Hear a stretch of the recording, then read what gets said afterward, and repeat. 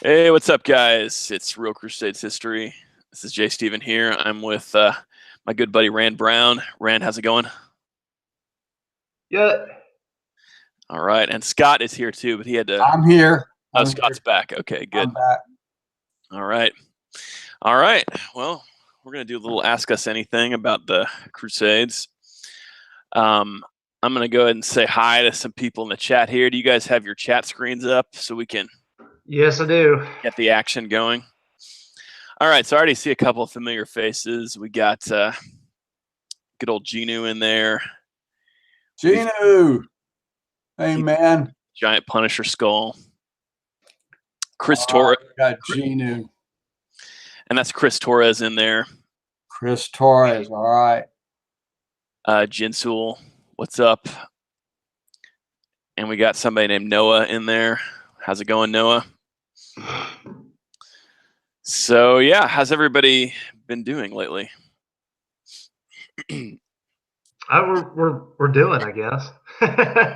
Now, Rand, you're home now, right? I am, yeah.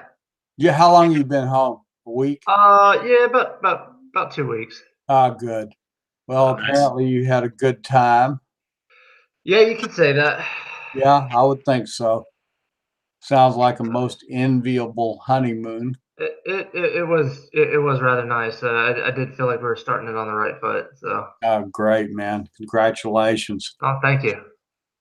Yeah, you guys were running all around medieval parts of cities in Europe, weren't you? We were. Mostly just Aquitaine in France. So that's great. And the kind of the surrounding area.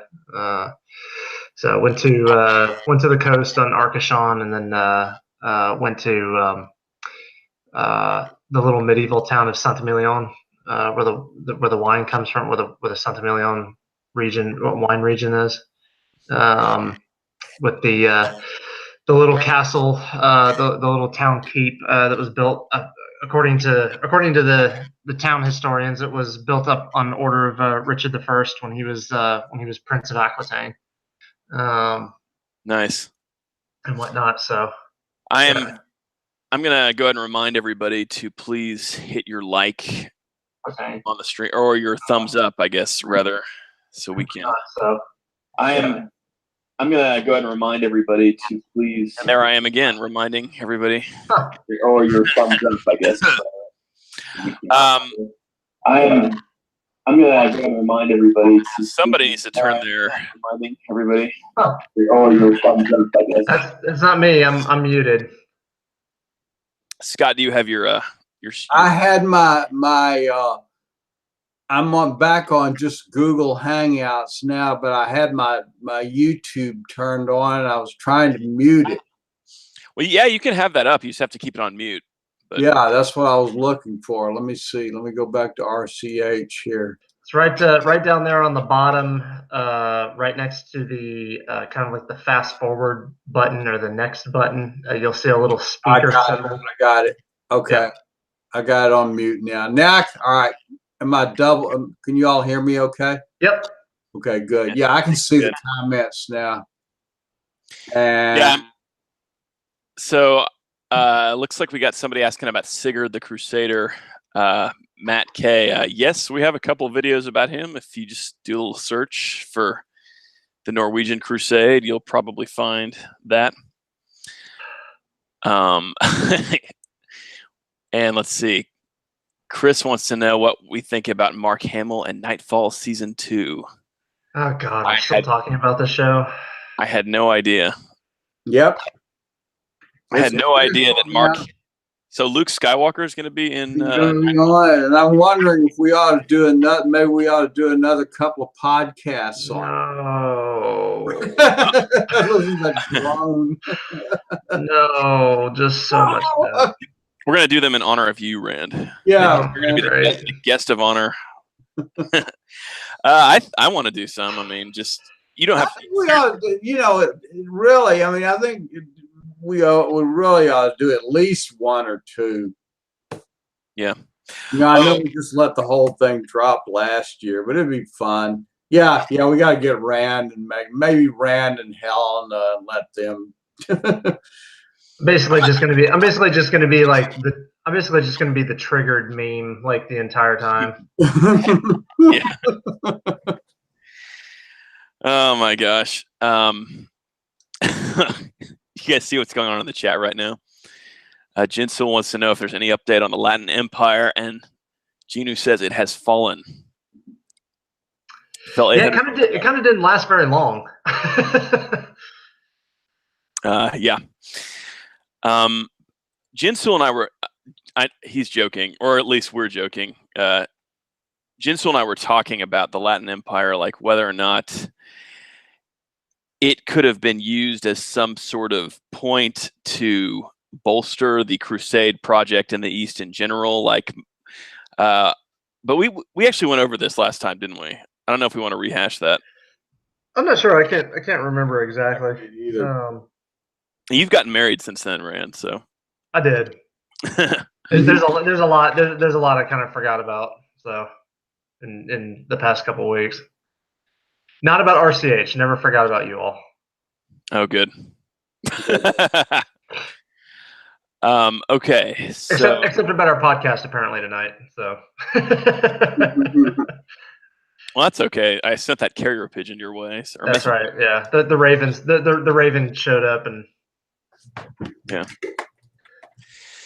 So yeah, I am I am very deep into my book right now. I'm just writing about the Third Crusade all the time, and it's in my brain. Nice. So that's going on. Now, what are you writing, Stephen? I know you've been writing another book, but where are you taking off? Because you were writing around the time of Baldwin II in your first book, which is a little ways, about 50 years prior to the 60 years prior to the Third Crusade. And yeah, I decided to just do the Third Crusade just because I've always wanted to. So yeah, it's like it kind of starts with the siege of Acre, kind of when Richard first gets there, and it's going to end probably around the time they do the treaty. So the Battle of Jaffa will be my climax. Nice. So as it should be. Oh yeah, it's amazing how many novels about the Third Crusade don't include anything about the Battle of Jaffa. Yeah, it is curious because I mean it was just one of the most. I mean, definitely one of the most epic scenes, possibly from just the Crusades as a whole. But yeah, I mean, it's just intensely interesting. It's one of the most incredible military moments in history, probably. Yep. So. Well, I mean, what the way I see it, the way Guy de Lusignan just kind of set up outside the city and started besieging it, and then just hung on. I mean, after all his defeats and everything, it seemed like there's maybe a redemptive moment there for him. I don't know. What do you all think? Are you talking about the Siege of Acre? Yeah. Yeah. Yeah. It's I think.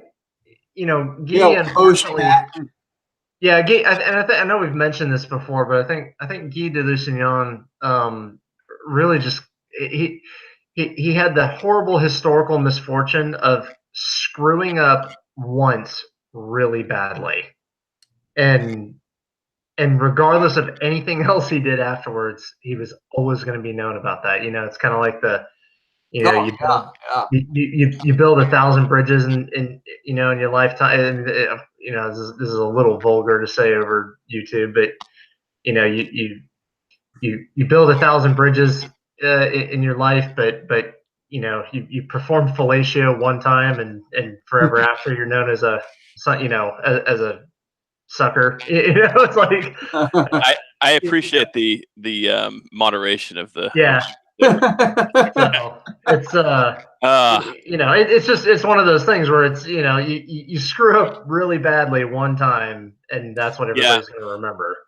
I do think Genu's pointing this out in the chat. Guy screwed. I think he screwed up more than once. I mean, I think that the problem with Guy is he was at best mediocre, and he was really the first king of Jerusalem who was at best mediocre. At worst he was really crappy. But I mean, that's the thing that's interesting about the kingdom of Jerusalem. It's just good king after good king for so long, and then finally we hit on a dud with Guy. Yeah. Well, and it kind of seems like Guy was sort of one of those guys. He was kind of in the same class as like Reynald de Chatillon and some of these other guys who just they were kind of just adventurers from Europe who I don't think they were as invested in the in the Crusader kingdoms as maybe some others were, and they ended up kind of finding themselves by sort of historical circumstance into these positions of like really important decisions, and having a lot of impact on the Latin kingdoms, and they ended up kind of being just out of their league. I do think Reynald is quite a bit more impressive than Guy, though, don't you? He was absolutely, but starting out, they were very much in the same class. They were like social class wise. Yeah, they were both sort of these like landless, second sons from Europe who kind of turned adventurer, who showed up in there were a whole bunch of those. Guy de Lusignan, Reynald de Chatillon, Gerard Aurifourt. They all kind of they were all kind of these guys who like, well, everything here in Europe sucks, so let's go over to the Holy Land, see what's going on over there. And I feel like they didn't.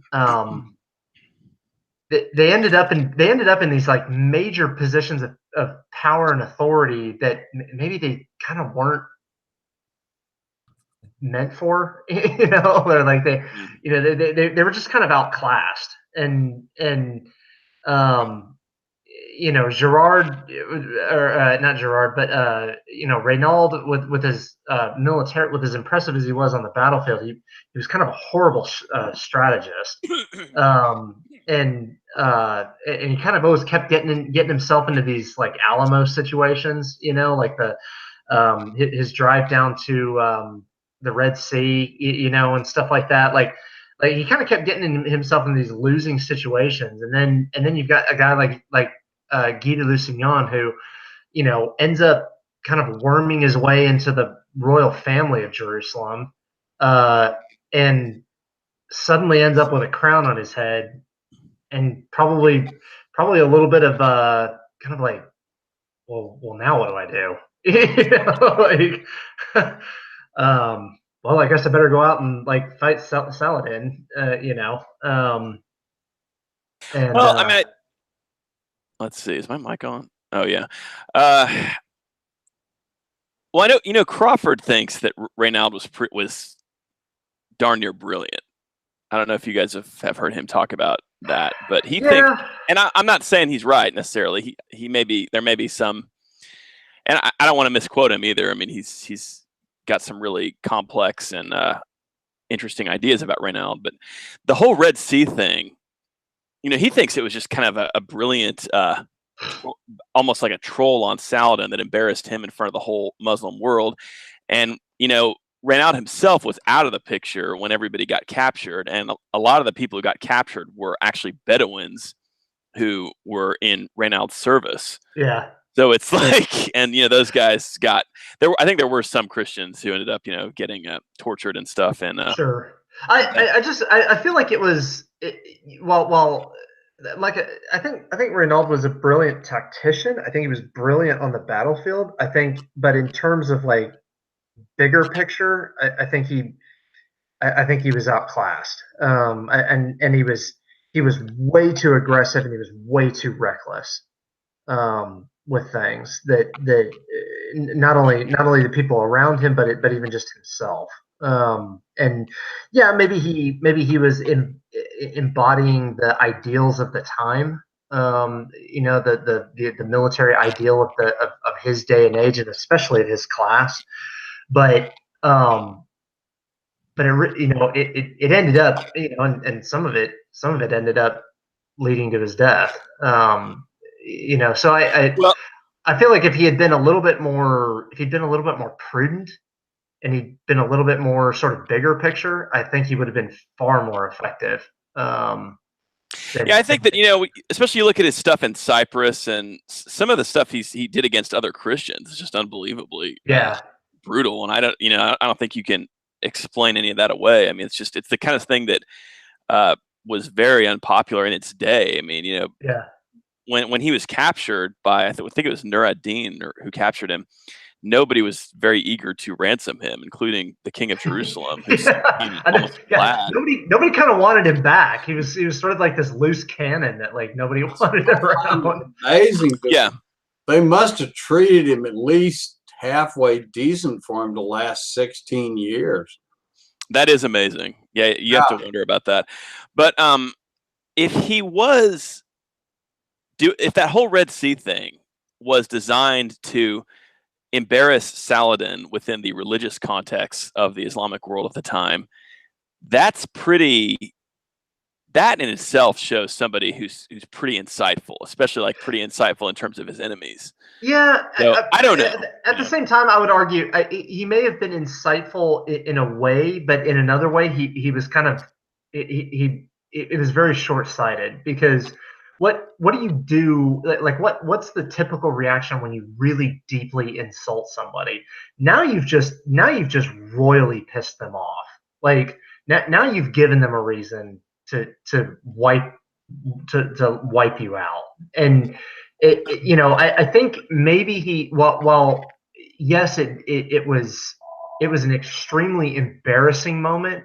I feel like it probably did more to anger and irritate and almost sort of unite the Ayyubid world than it did threaten to break them apart.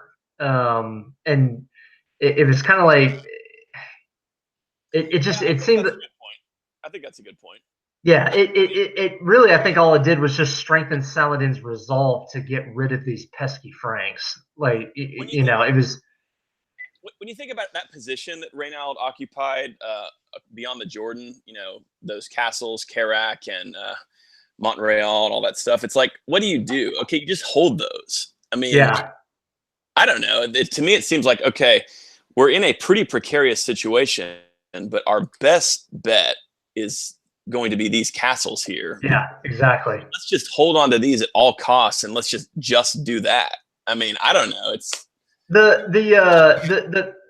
a great way to contrast it would be to compare him to somebody like a Richard, who had no problems playing the diplomat at the same time as he's militarily running circles around Salahuddin. And it just seemed like there just wasn't a whole. It seemed like everything Reynald did was very short-sighted, and it was kind of more emotionally driven than anything else, or maybe not emotionally, but just it didn't seem very well thought out in the long term, and it ended up. I think he ended up causing more problems than he actually solved for Jerusalem. Yeah, I think that's probably a good point. So we've got a super chat here. I can't read his name, but thank you, my friend. He asks, opinions on the book Lost to the West, The Forgotten Byzantine Empire. 2, can you recommend a quality Crusades related audiobook? I will say that Tom Madden has a really good audiobook just called The Crusades that I would go with that one. What do you? And I have not read that book this guy mentioned. Do you guys know? Yeah, this is the first I've heard of it. It sounds interesting, but yeah, unfortunately, I have not read this. Yeah, and I generally don't tend toward audio books, so couldn't do anything there. Well, hopefully, I've given something good there for your super chat. But thanks a lot, man. All right. So now I guess we better get into. Yeah, we've had some really good comments. Yeah, we have. I've been watching them go by while we kind of. Let's see. I'm gonna scroll way back up to the beginning. Let's see. how would people get married if they were on their way to or from the Holy Land during the Crusades? Same way anybody else would have gotten married back then.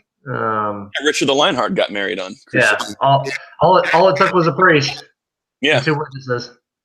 So marriage was not a terribly complicated deal in medieval Catholicism. So yeah, it was almost in fact, it was definitely simpler back then. very simple. Yeah. So Agent of Chaos is asking, I have a couple of questions regarding the Byzantines. The Byzantines were rather invested in and involved in the First Crusade, but did they try to influence any other Latin incursions? The answer to that would definitely be yes. And we could probably do a dissertation on that, or several dissertations. Oh yeah. Yeah, I mean, the Byzantines, they tried to, back during the Macedonian era, they were really heavily trying to control Italy, especially, southern Italy. I think they even thought about trying to get the Muslims out of Sicily, but that never fully materialized. Although some of their campaigns against Arab Sicily, there were Normans who were along for the ride as mercenaries in that, who ended up becoming part of the main game later, where the Normans actually got the Arabs out of Sicily. But I don't know. What do you guys think? Any other? I mean, there's so many interesting things of the Byzantines involving themselves in Latin affairs. Yeah, I would say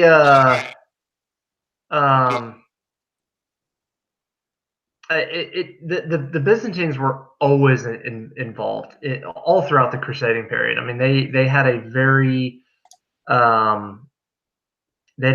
deep relationship with that entire phenomenon. Sometimes hostile, sometimes friendly, sometimes everything in between. But yeah, they were kind of it's kind of imperative to recognize the Byzantine contribution, and you really can't talk about the Crusades without talking about the Eastern Roman Empire. Absolutely. Let's see. Lance Rogers says, when did crusading between Christians and Muslims end? That was going to be Vienna, most likely, or not, the Great Turkish War in general. So like the 1690s. I mean, Yeah. the last vows were taken. Yeah. Probably debatable. Yeah, and even those were at that point were kind of mostly symbolic. I mean, that was already the early modern period, and that was post Reformation. The Christianity was no longer united.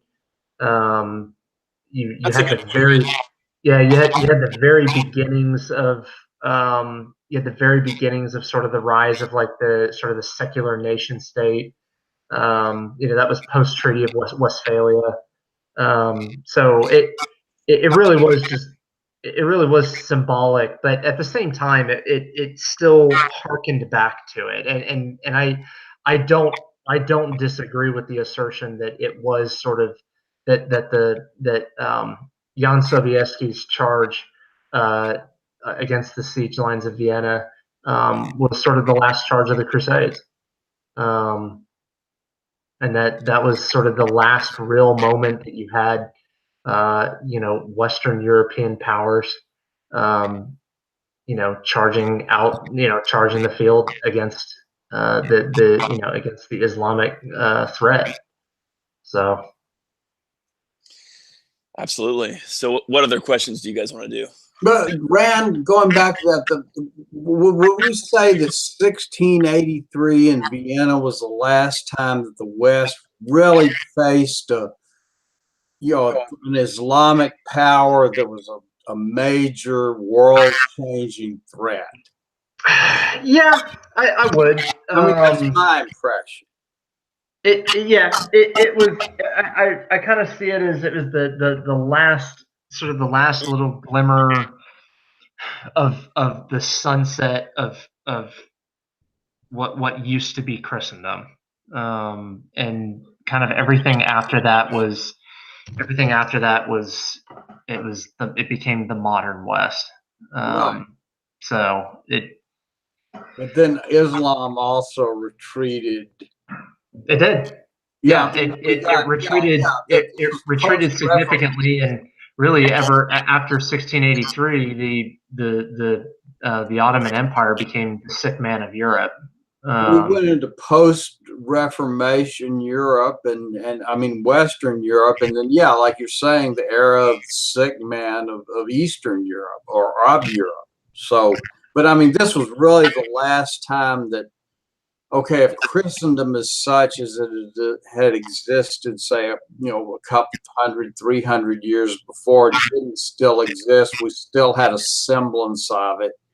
Yeah. And enough to where there was a clear divide. Are you all hearing me? Yep. Yeah. No, we're there. I would agree. So it was like the final, the final little glimmer of a world order that even by that point had long since passed away. Right. Somebody asked, less great heroic presence with Jan Sobieski and the Hussars and the there was a lot of there's food for a lot of drama there. So somebody asked to what this is almost kind of we've probably answered this question before, but to what extent did the Crusades extend or hasten the life of the Byzantine Empire? Like you could write an entire book on that. A lot of people, a lot of different opinions.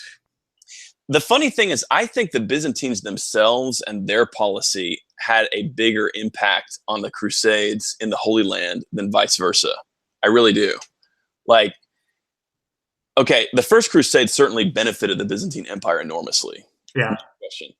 But the Second Crusade, okay, like the Komneni always, they started to kind of foster a close relationship with the Kingdom of Jerusalem, which was incredibly beneficial to the Kingdom of Jerusalem, especially, when they were dealing with Nur ad-Din. He kind of backed off, at times when Manuel sort of threatened him.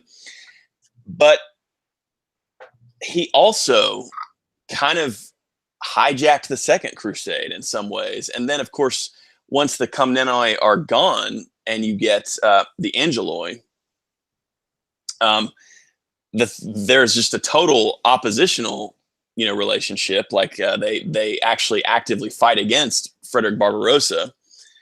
And I think that a lot of the actions of the Byzantines themselves kind of harmed the project. But yeah. Anyway. Okay, so we got a ban in the chat who is basically advocating for terrorism. Somebody ranting. Let's see, how do I do this? Where? Which one is it?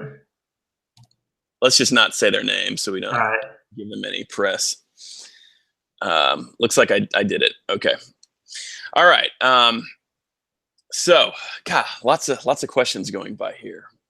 Here's a guy, Jay Ascalon Crusader. Have you heard about the current status about the Horn of Hattin? Horns of Hattin, and the government plans to build a Druze settlement there. I sent you. Yeah, I heard about that, and that's pretty unusual for the Israeli government. They're usually so good about historical. Yeah, sites. I'm kind of shocked. Honestly.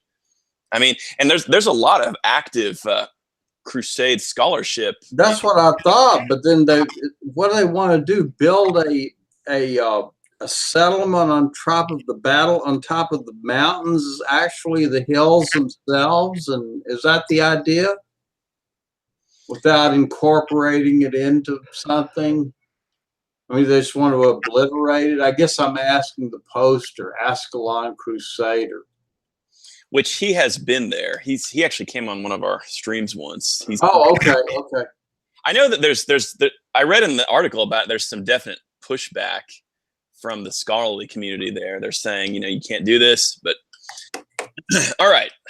That's it's kind of sad. It seems to be a phenomenon going around recently. Over in the UK, there's been a big furor amongst medievalist scholars and just fans of medieval history that apparently on the battlefield site for the Battle of Bosworth, which was the famous the battle made famous by Shakespeare in his play Richard III, where Richard III met his end at the hands of Henry Tudor at the end of the Wars of the Roses.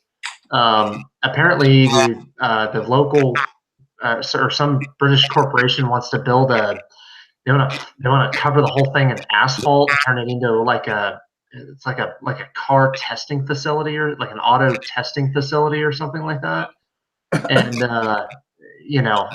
everybody's, there's all sorts of petitions online and everything. So it seems to be a thing going around. Well, and there's something around going down here in Texas about the Alamo right now, isn't there? I haven't heard that.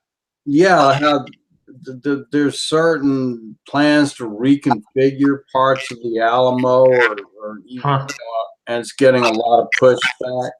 Huh.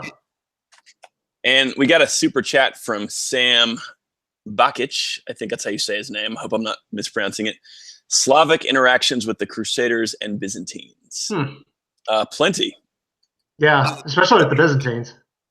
Yeah, we're getting a lot of very broad questions tonight. Thanks for the super chat, Sam. The Byzantines fought long before the crusading period. They had one of their most brutal conflicts that they had was the Bulgar Wars,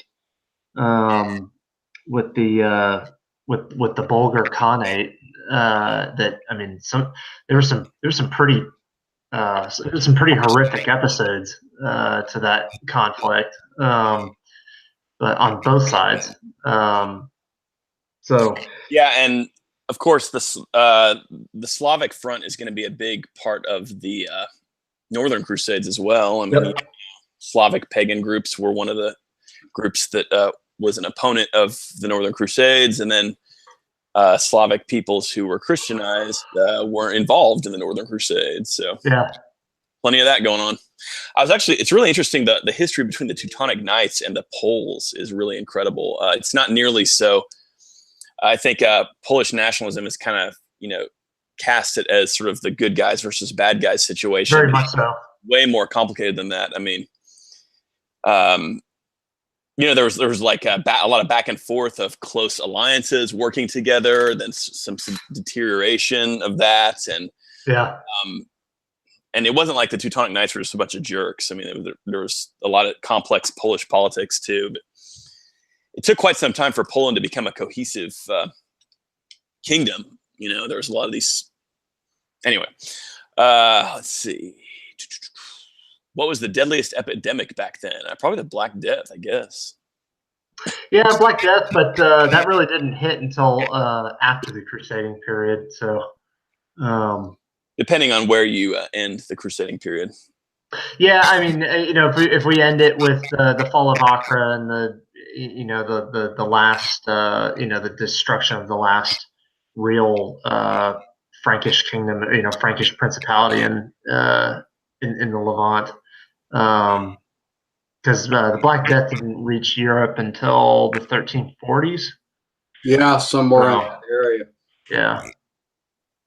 And Agent of Chaos is asking why the Byzantines often failed in battle where the Latins succeeded. I'm not sure that's a really fair characterization. I mean, both the Latins and Byzantines had their share of victories and defeats, just like every group. I mean, I would agree with that. It's not a I would agree that that's kind of an unfair assessment. Say when the Byzantines had good leaders, they often won, just like the Latins. Yeah. When both sides had crappy leadership, it didn't go as well. What separated the Templars from the Hospitallers? They were two separate orders. Yep. Different rules,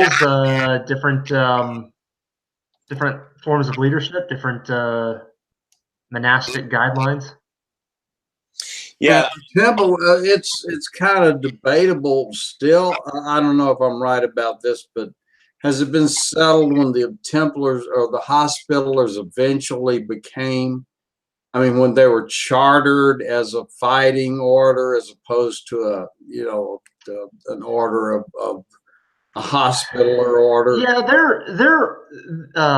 is there a clear cut line? There isn't. The Hospitaller Foundation is a lot less clear cut than the Templars is, because they sort of evolved into being. They didn't really have like a definitive founding like the Templars did.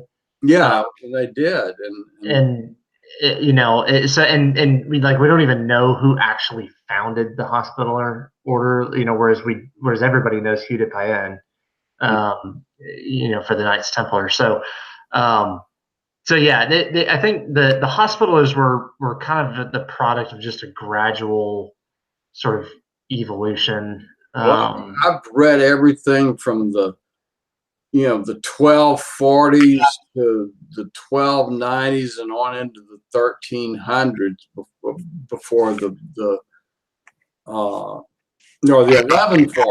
on into the 1290s before the Templars were actually incorporated as a military order. So I don't know. Well, the Hospitallers kind of got. I mean the Hospitallers. Excuse me. Yeah, they kind of got that idea from the Templars. Is what Yeah, but before the Templars, the Hospitallers, I don't think were an actual military order. I think they were actual.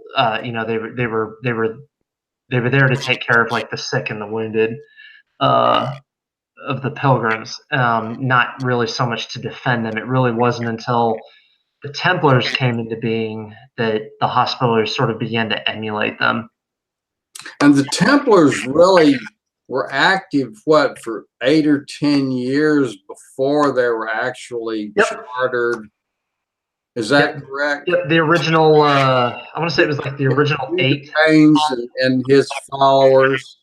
Yeah, it was Hugh de Payenne and about seven. I think it was 7 other knights. I mean, they just set themselves up as this kind of vigilante force and you know, kept to guard pilgrims between Jaffa and Jerusalem, and then gradually attracted attention. And whereas the Hospitallers were there all along, but as the managers of hospitals. Yeah. And then of course we have the Knights of St. Lazarus, who came along somewhere along here too. No, what a lot of people don't realize is that there were as you get near the end of the Crusading era, you had over a dozen different little military orders that today are virtually unheard of. Many of them kind of focused around particular like ethnic or national you know, identities. So you had tons of them that nowadays, you know, nobody even knows who they are if you talk about them. So yeah, well, today the most remember the Templars and the Hospitallers and the Teutonic Knights. I guess those you hear about those 3 more than anybody. Yeah. Yeah, a lot of good ones in Spain too. That yeah, well, of course, there was a whole Knights of Santiago. I wasn't even thinking about Spain. There was a whole another group over there. Yeah. I think one of the first ones was Alfonso the Battler in, like, you know, the 1120s or something. Really early, he set up a little brotherhood inspired by the Templars. It didn't last very long, but he installed them and sent them some of his frontier castles during his crusading against the what was that? The Almoravids. So yeah, and really by the time the Holy Land Crusades rolled around, the Reconquista had actually made, some appreciable progress. Oh yeah, by the early 13th century, the Reconquista was very much successful. I mean, they were crushing pretty much, Las Navas de Tolosa on. I mean, there was a lot of territorial gains in the previous century. Oh yeah, lots of in the north there. But yeah, I mean, once Las Navas de Tolosa hit in 1212, I mean, that pretty much that just fractured the whole thing. Yeah, it broke the Almohads' power. That was the period. That was the decisive battle and breaking them into the Taifa kingdoms and just shattering their power or making them shattering their power pretty much, right? Yes. Yeah. Okay. I'm sorry. I was a little bit distracted there. I just, I mean, I'm just not as up on you said Las Navas de Tolosa pretty much shattered the Taifa King. Is that what you said? I said that pretty much shattered any well,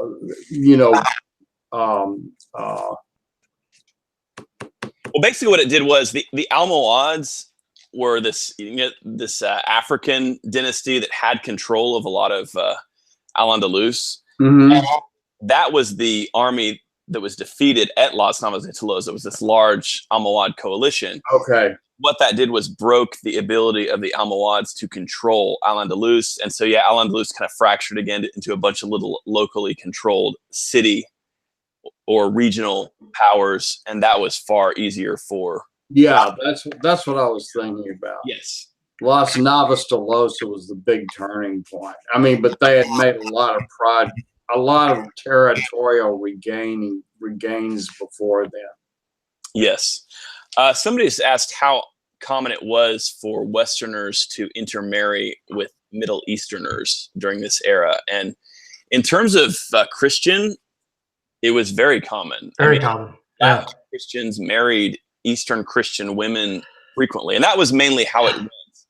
I don't think I've ever found an example of, except for the Byzantines. The Byzantines married Frankish women. But you don't see a lot of that in Outremer. But yeah, you see a ton of Frankish knights marrying Eastern Christian women. Now, they didn't marry Muslim women, though, of course. I mean, the religious divide was just, that's where the divide really was in the medieval world. So, yeah, like Damien asks, wasn't there a king of Jerusalem who married an Armenian princess? Yep. Yeah, several. I mean, Baldwin I married an Armenian noblewoman, and then Baldwin II married Morphia of Melitene, who actually is just a very interesting. She's probably my personal favorite queen of Jerusalem. She's very impressive in terms of her, mainly the thing where she organized the jailbreak for her husband when he was being held in a Turkish dungeon. But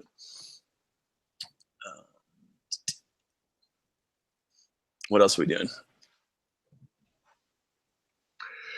Trying to find some of the real questions here.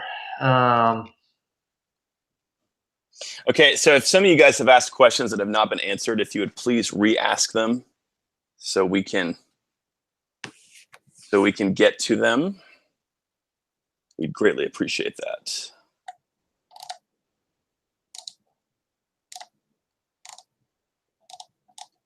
This is fun, though. I like doing these. I just like hanging out with our subscriber base here. You guys are good people. Okay, info on Ireland and the Crusades. You know, it's amazing how often we get. I don't really know if there's a lot of info about that, to be honest with you. There really isn't, because and I know we've covered this many times before, but unfortunately, Ireland during the medieval period was very much a backwater. You really did not have a whole lot important anything going on in Ireland or coming from Ireland during the medieval period. Apologies to all the Irish, but yeah, it just really was not a very talked about part of the world back then. And the military aristocracy on one part of it was Normans. It was. It was like, yeah, the Hiberno Normans who came over with Earl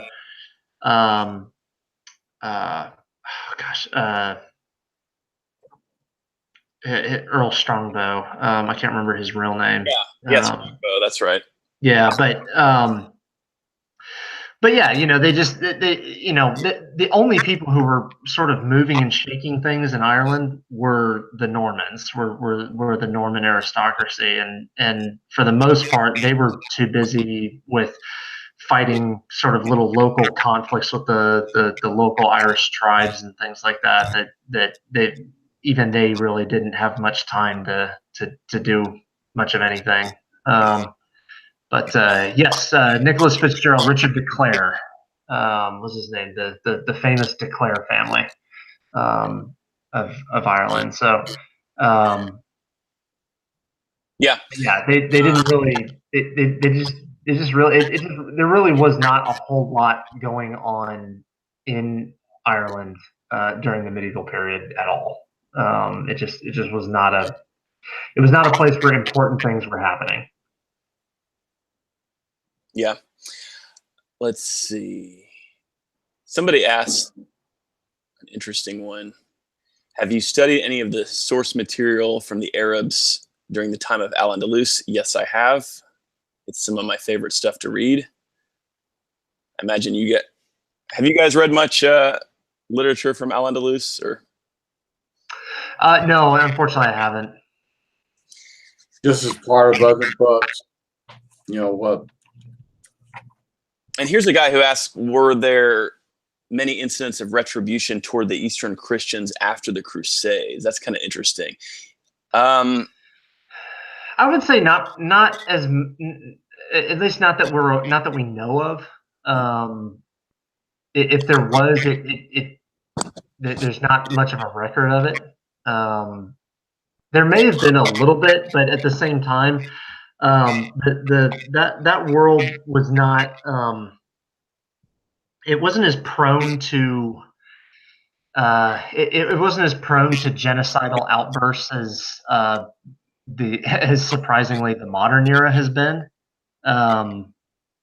So there, believe it or not, there wasn't a whole lot of deliberate, systematic, reprisal or retribution. They probably weren't treated very well, especially like under the Mamluks and things like that, or at least the initial Mamluk generations. But I think for the most part, everyone just kind of settled into a new status quo. Yeah, I know. Going back to an earlier era, I know Saladin deliberately tried to cultivate the Eastern Christian groups. Like he wanted them on his side, and treated them well. Like for example, he was very rough on the Franks when he captured Jerusalem, but he was very easy on the Eastern Christians. But then if we look at Zengi was prone to massacring Armenians when he took control of castles in the county of Edessa and stuff like that. So it's really just varied depending on the ruler. But I know the Armenians who allied themselves closely with the counts of Edessa, they definitely got it pretty bad. Once that stuff was retaken, they were kind of considered traitors by the Turks, and they were treated pretty much as harshly as the Franks in a lot of cases. So not in all cases, but in a lot of them. So. Gina's asking about the debasement of currency, and that is currency and economic policy is not something you run into much in medieval history. I mean, I think not at all. Medieval economic ideas were pretty rudimentary, as far as I can tell. They were, at least until you started getting into kind of as you start gradually shifting into the later medieval period, and you start seeing kind of the rise of like the mercantile classes, and you actually start seeing sort of the development of not only national economies, but even sort of a quasi global economy across Europe, where the collapse of a banking cartel in Italy, has economic repercussions that are felt all across Europe, and things like that. So you do start to see some of it develop in the later medieval period. But I think during the period of the Crusades, it was still, like you said, kind of rudimentary. Economies were mostly local. They were still predominantly barter economies. And they were gradually working their way out of that, but it like you said, it wasn't anything too complex. Yeah, I mean, I think, rulers did stuff like they tried to foster trade.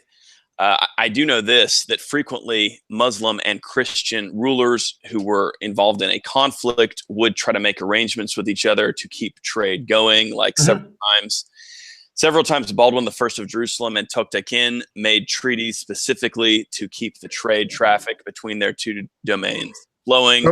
So that was certainly an important thing. Okay. Yeah, any more questions you guys have? I know we keep asking you to repeat them, but God, they're just flying by so fast in the chat. Make your question a super chat. Then we'll get to it.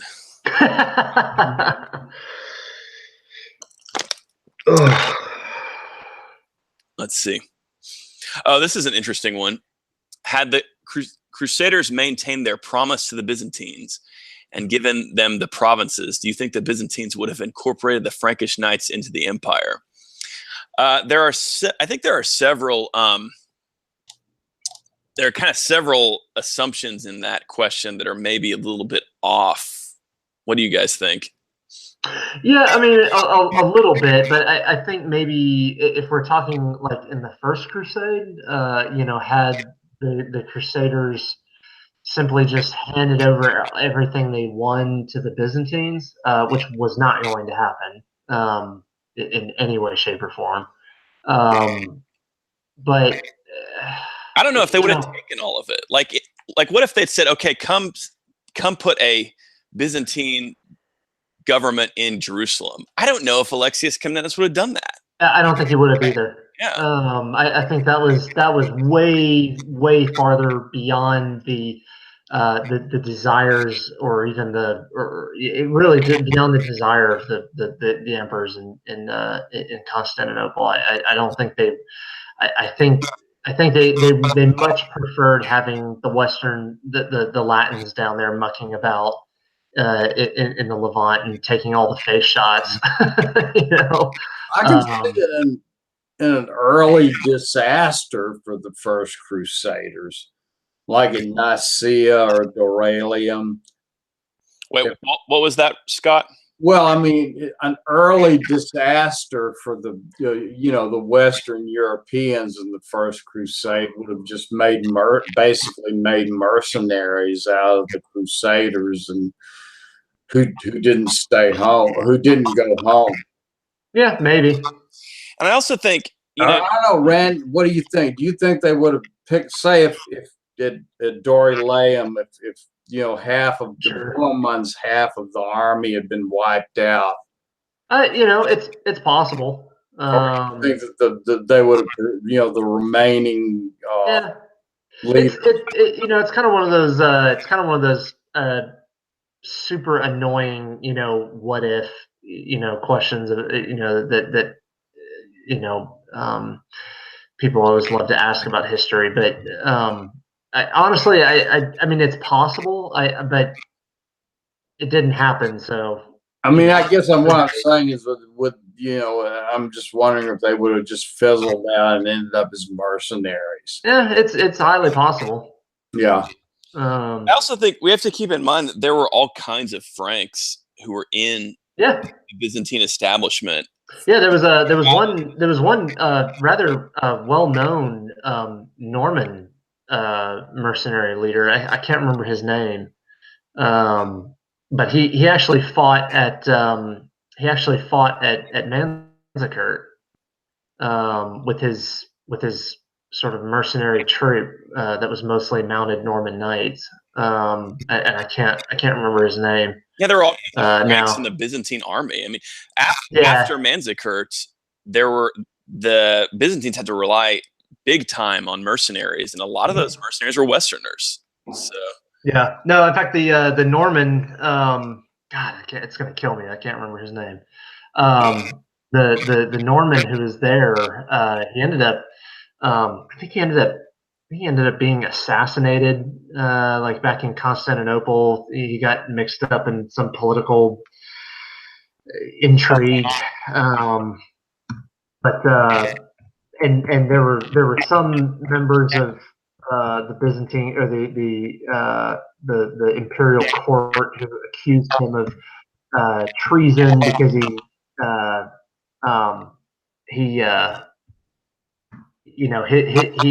sort of took off with his mercenary troop, before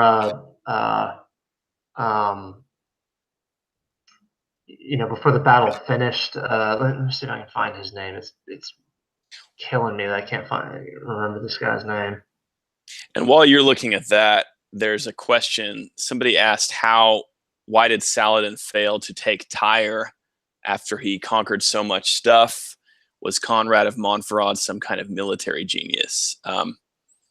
My answer to that, and you guys can jump in too, but Tyre is just incredibly difficult to take because it is basically floating out there. It's just connected to the land by a causeway. So it's if you've got naval advantage, you can defend it pretty easily. And on top of that, it was full of refugees and, troops who had been expelled from other Frankish fortresses and cities. And so there was quite a bit of motivation to defend that. And meanwhile, Saladin's army was kind of getting demoralized and tired of campaigning. So, yeah, that would be my answer to that. But what do you guys think? Yes. Unfortunately, I did not really hear the question at all. What was it? Well, I think we probably hit it. Did you want to get back to your point, Rand, that you were looking up? Josh A. Got it for me. Thank you very much, Josh A. Roussel. Roussel was the name of the Norman mercenary leader. That was the Smiter has it up there. Rousseau de Belial was his name, and that guy that Anna Karenina talks about. Yeah, very very interesting, very colorful character from Byzantine history, but yeah. Okay, so we are an hour in at this point. Do you guys want to go a little bit longer? Do we want to kind of start wrapping it up? I guess we can see if we get any really good. Yeah, let's maybe get like one or two really good questions, and then and I'm good to. Oh, there's a great one, Agent of Chaos. He's been giving us some good ones. What role did the navies of each side play through the later Crusades? Are there any notable naval battles? Did they have any forwarding mounted weapons, etc.? The naval aspect of the Crusades, especially on the Frankish side, was possibly one of the biggest, probably one of the biggest contributors to the success of the Frankish presence in the Holy Land. The maritime lifelines between the Levant and Europe were vital to sustaining the Crusader principalities, and the fact that they controlled the coast, was another, and sort of denied the coast to the and the very important coastal port cities to their Islamic opponents was a major factor of their success. You see this especially throughout the Third Crusade. The naval aspect of the Third Crusade was critical. to Richard's success and his ability to quickly deploy forces up and down the Palestinian coast. Notable naval battles, not so much, other than some important engagements. You do have some considerable naval action outside of Acre during the siege of Acre, during the Third Crusade, and or just before the Third Crusade, and really the Islamic powers really were never able to control the sea. That was something even after the crusading period, they still kind of never could really control the sea. And most medieval naval engagements in general focused on boarding and actually capturing ships. They didn't really do too much ramming like they did back in the classical period. Although there were some, the Italian city-states kind of used ships that had ramming prows, and so we're still fashioned after the old school galleys from like the classical era. But yeah, really it was it was kind of boarding and ship to ship action, and fighting crews, sort of capturing each other's ships. That was the more common form of naval warfare. It wasn't until much later that you start getting very primitive sort of cannons, mounted on ships, or things that can hurl projectiles and things like that. Yeah, this is an interesting question. Somebody asked, what effect did various popes and the changing of popes have on the Crusades? Were there any anti-crusading popes? I find questions like that interesting because, we think of today like how people argue about something like this. Like, Pope Benedict XVI and Pope Francis might have very different ideas about the Crusades, but all through the Middle Ages and into the early modern era, none of the popes disagreed about the Crusades. Nope. In fact, nobody in Christendom disagreed about it. Everybody thought like it's like asking, does anybody in our society today disagree that it's, about feeding the hungry? No, everybody understand. It's like this was the ideal of this period of time. This was the high. There were some people. There were some thinkers, particularly amongst the Cluniac school, that were a little, I guess, hesitant about the concept of crusading, especially kind of like in Pope Urban's time, and did offer some sort of mild disagreements about whether or not that was a legitimate Christian activity, but those voices were very few and far between, and they were very they were definitely an extreme minority in their world. Mostly like I said, mostly from the Cluniac monastic culture, that kind of focused on a sort of a more pacifist reading of Christianity. But yeah, no. In terms of the papacy and in terms of the actual church, like the magisterium, no, there was nobody who could ever be seen as anti-crusade. Yeah, and then somebody else, this King Sukkar guy, asked, what was the turning point that led to Islamic dominance in the Middle East? I think it was the Mongols, actually, because what happened with the Mongols was they destabilized trade and reduced the wealth of the coastal cities in the Crusader Kingdom, and also put a situation in which the Muslim powers, the Mongols kind of contributed to the empowerment and unification of the Mamluks, because they took out Baghdad and all this stuff, and they also took out a bunch of kind of the remnants of Saladin's dynasty. Yeah. And so these easier, more divided Muslim powers that the Crusader states could deal with were suddenly replaced by this rough and ready, you know, Mamluk dynasty that was. It sort of galvanized. It sort of galvanized them, and it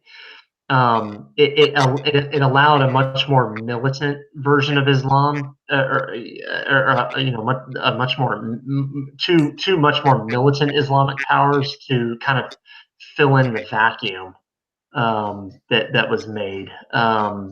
You know, but with the Ottoman Turks in the north and the Mamluks in the south.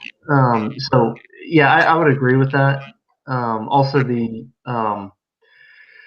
Mongols sort of were the only time that Islam actually faced like an existential threat.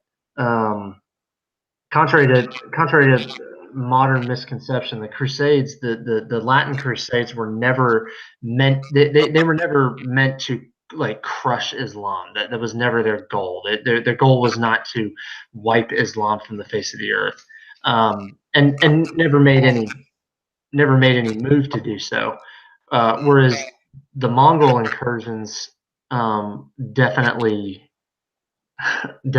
tried to do that, to do just that. I mean, I think that the Mongols sort of, or the Muslim powers sort of saw the Mongols as this just extreme existential threat that they kind of they needed to unite against or perish.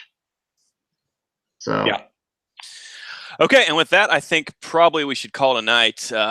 You know, we've all got wives waiting for us. We do now. So, all right. Okay, well, guys, this has been a lot of fun. Hope everybody enjoyed our little live stream, and we'll do this again soon. I have to check my schedule. I may be able to do this next Wednesday. I know Peter was wanting to do one. He couldn't do it tonight. Oh, cool. But okay, yeah, we'll be in touch. We'll let everybody know. Hope everybody has an excellent evening. And absolutely, Rand, Scott, I just enjoy getting to hang out with you guys and talk. Oh, sure. I always do too, Stephen. Yep. Same here. Yep. Okay. We'll talk to you guys soon. Good night. Okay. Good night.